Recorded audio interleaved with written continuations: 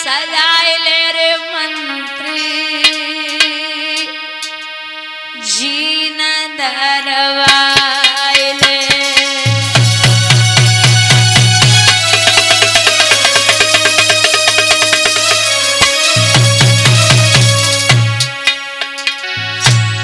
घोड़ा तो सजाए ले रे मंत्री जीन दरवाए ले।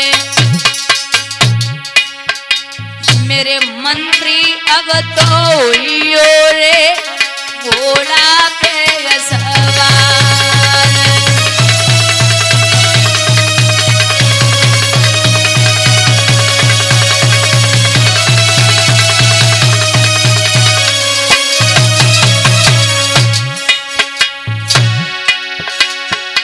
अरे चारों तरफ से रे मंत्री बगिया घेर लियो।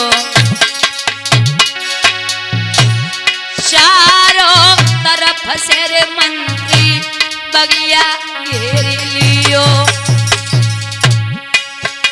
मेरे मंत्री अब तो सू कर रे निकलियो अरे न पाए।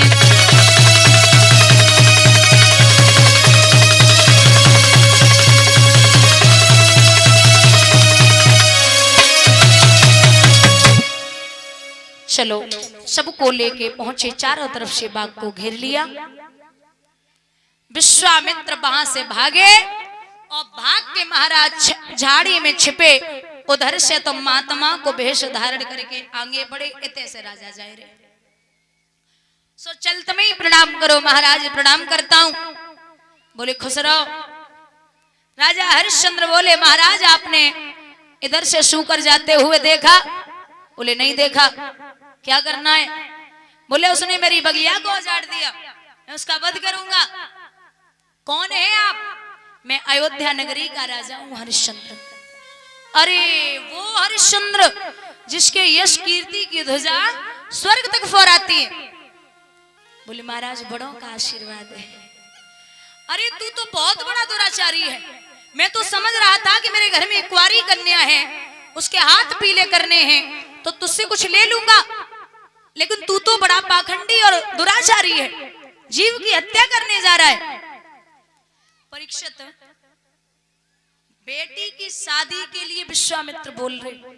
और दादा बिटिया की शादी अगर करवे के लिए जाओ ना, एक कहावत है बुजुर्गों की, 10 काम छोड़ के ना लेना चाहिए। 10 काम छोड़ के ना लेना चाहिए, 100 काम छोड़ के खा लेना चाहिए, और 1000 काम छोड़ के बेटी की शादी कर देनी चाहिए। अब शर्त भी है, अगर बेटी सुशील है, अगर बेटी सुशील है, संस्कारी है, पिता के पद चिन्हों पर चल रही है, पिता और माँ का कहना मान रही है, तो आप ठहर जाओ।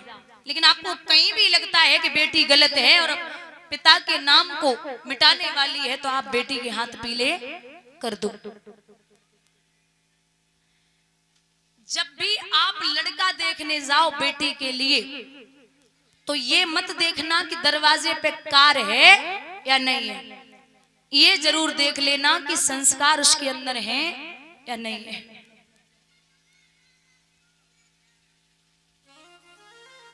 क्योंकि ऐसा दामाद होना चाहिए जो, वैसे अवधेश भैया नहीं बहुत अच्छी बात बताएंगे। मैं जब भी बैठती हूँ ना यहाँ पे, तो मेरी निगाह सब पे रहती है, ये लिख लेना कहीं पे, क्योंकि मेरा यही काम है। मेरा बचपन इसी में बीता है, 16 साल हो गए मुझे कथा कहते। तो मैं जानती हूँ कौन कहाँ तक क्या बोल सकता है ना।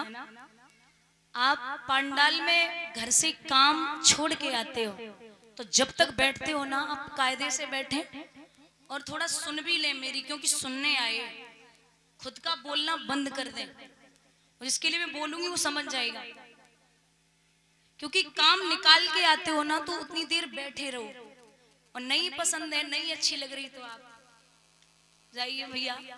कहते हैं ना कुछ लोग होते वो बैठेंगे जब तक तब तक बंद नहीं होंगे सुनना, मेरी नहीं सुनते और मैं बोलती हूँ, लिखा भी है दादा।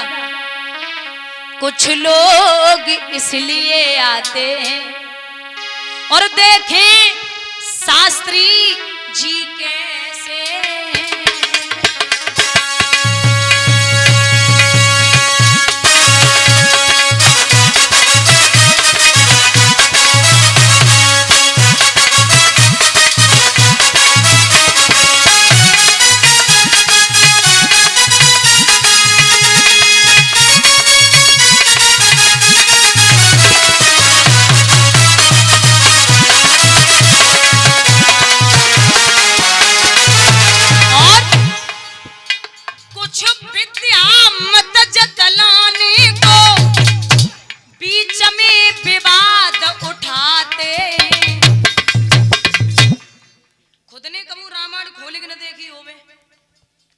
भैया।